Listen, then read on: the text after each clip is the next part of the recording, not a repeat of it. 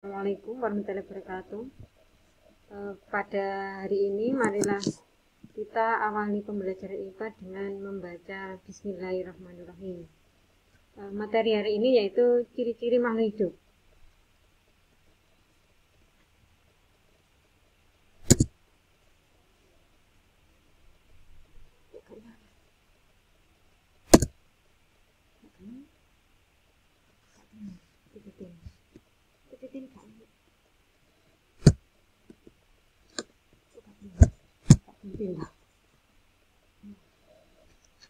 Ciri yang pertama dari makhluk hidup yaitu satu, bernafas. Apakah bernafas itu? Bernafas adalah proses pengambilan oksigen dari lingkungan dan pengeluaran karbon dioksida beserta uap air. Nah, di sini juga tertulis proses bernafas yaitu C6H12O6 bereaksi dengan oksigen akan menghasilkan uap air dan karbon dioksida plus energi. Nah, kita tahu bahwa pernapasan yang menggunakan oksigen disebut pernapasan aerob, sedangkan pernapasan yang tidak menggunakan oksigen disebut pernapasan anaerob. Contoh makhluk hidup yang melakukan pernapasan anaerob yaitu jamur dan bakteri. Selanjutnya, alat respirasi, yaitu organ yang digunakan oleh makhluk hidup untuk bernafas. Salah satunya itu paru-paru. Salah satu contoh makhluk hidup yang bernafas dengan paru-paru yaitu manusia, sapi. Selanjutnya trakea. Alat respirasi yang kedua yaitu trakea. Yang ketiga insang. Alat bernafas yang biasanya dimiliki oleh sebagian besar ikan.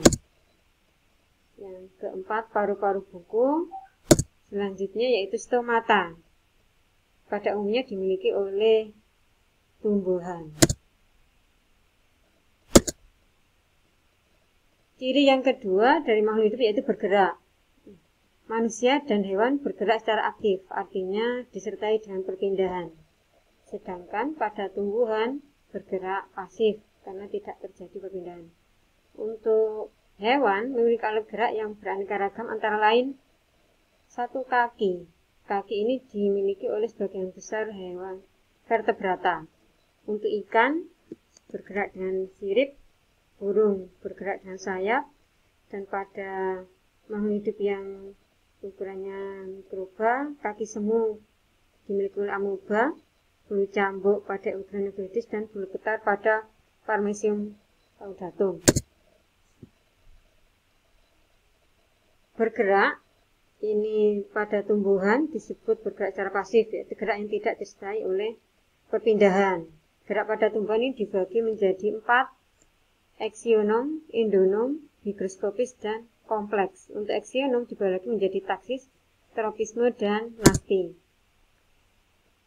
Ciri yang ketiga yaitu memerlukan makanan. Makhluk hidup semuanya memerlukan makan. Ya. Manusia dan hewan dikatakan makhluk hidup heterotrof karena sangat bergantung pada makhluk hidup yang lain. Sedangkan tumbuhan dapat memproduksi makanan sendiri dengan memanfaatkan bahan-bahan anorganik dengan bantuan energi cahaya matahari. Untuk tumbuhan karena bisa membuat makanan sendiri disebut autotrof. Reaksi fotosintesis yang terjadi pada tumbuhan yaitu oksigen dan CO2 yang diambil dari udara dan terjadi pada tumbuhan yang mempunyai hijau daun atau klorofil, otomatis dengan bantuan sinar matahari akan menghasilkan karbon dioksida dan oksigen. Ciri yang keempat yaitu tumbuh dan berkembang. Sifat pertumbuhan ini yaitu kuantitatif, artinya bertambahnya berat, tinggi, besar, dan volume. Dan pertumbuhan ini tidak bisa balik ke bentuk semula atau irreversible.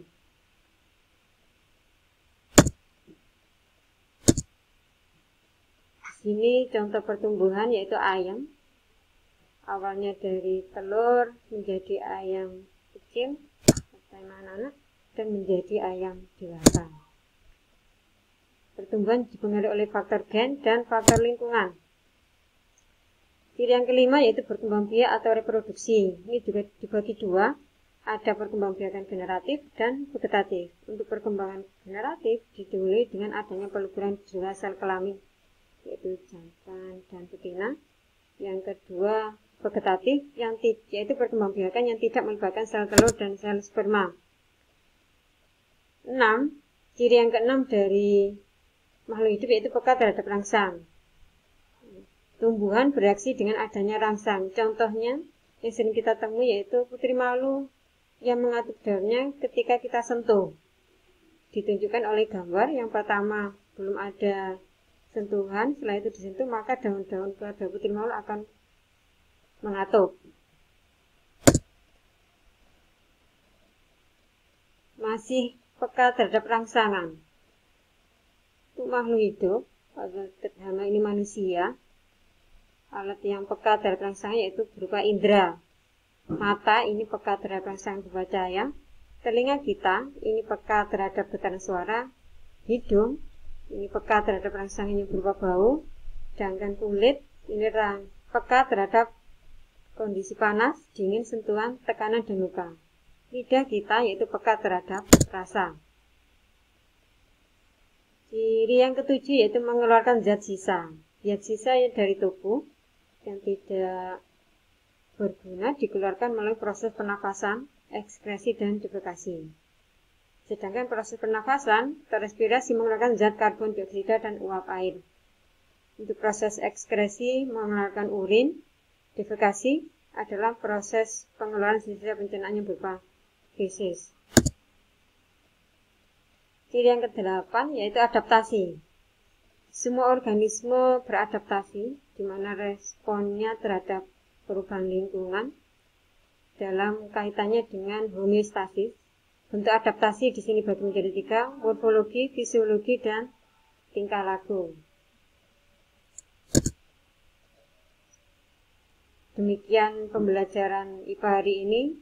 Semoga bermanfaat. Sekian, wassalamualaikum warahmatullahi wabarakatuh.